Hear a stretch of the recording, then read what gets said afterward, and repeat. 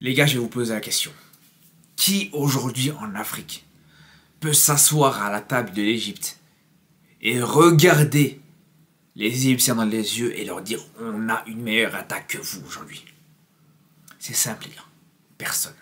Personne les gars. C'est une vérité qui fait mal à dire, mais personne en Afrique peut te dire aujourd'hui ouais, nous on a une meilleure attaque que l'Égypte. Impossible les gars. Qui? Le Maroc?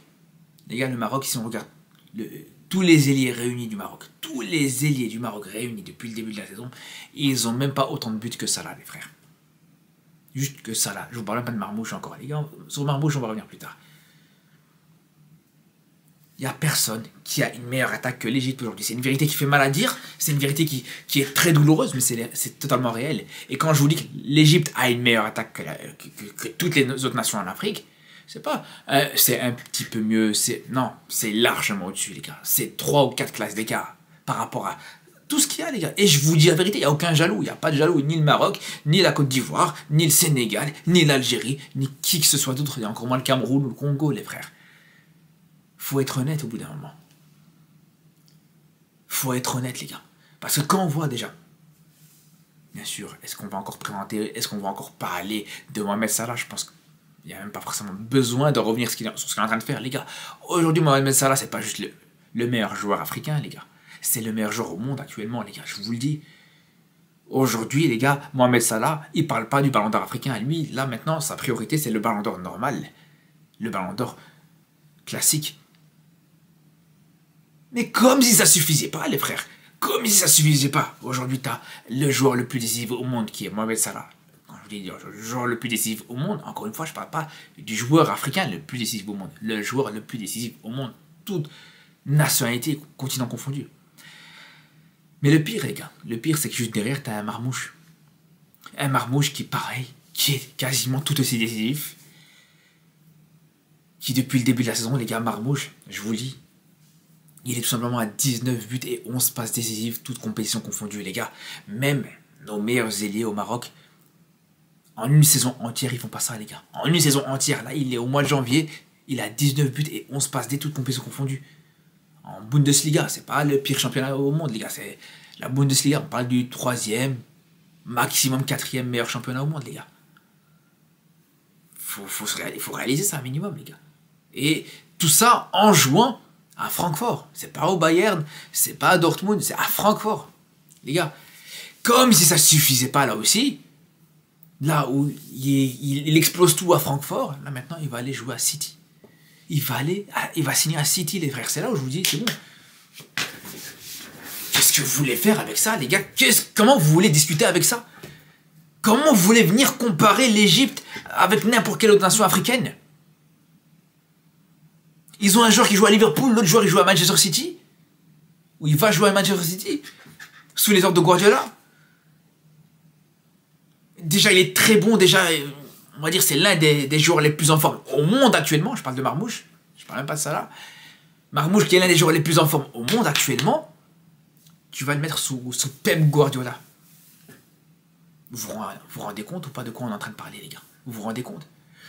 L'Égypte, les gars, actuellement, on peut même encore aller plus loin, les gars. Bien sûr que non seulement c'est la meilleure attaque d'Afrique, mais vraiment, même en Europe, combien de nations, combien de sélections peuvent vraiment s'asseoir à la table de l'Égypte et dire on a une meilleure attaque que vous? Vraiment, je vous pose la question, les gars. Très peu, les gars. Très peu, vraiment très très peu.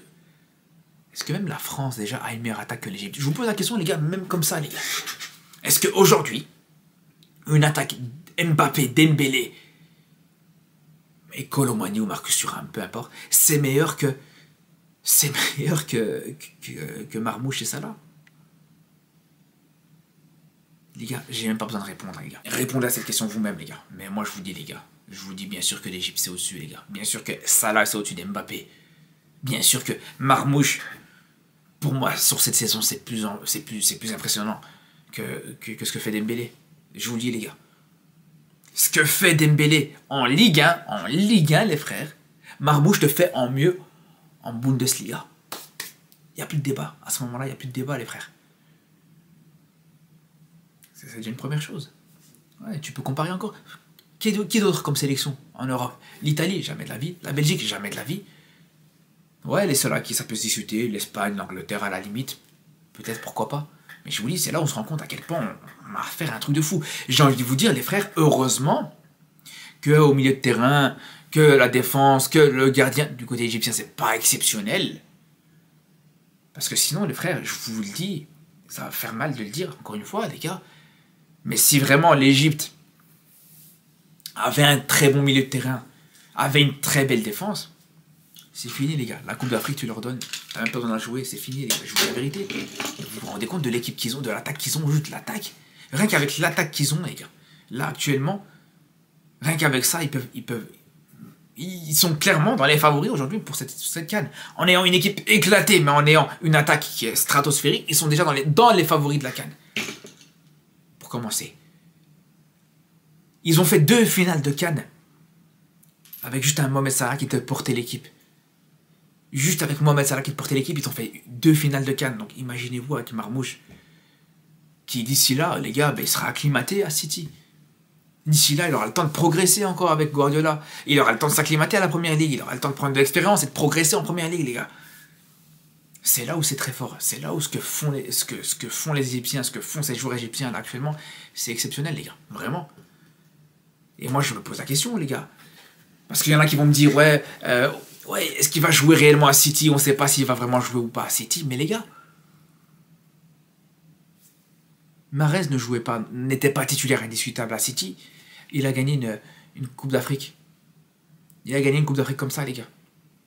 Sans être titulaire indiscutable du côté de Manchester City.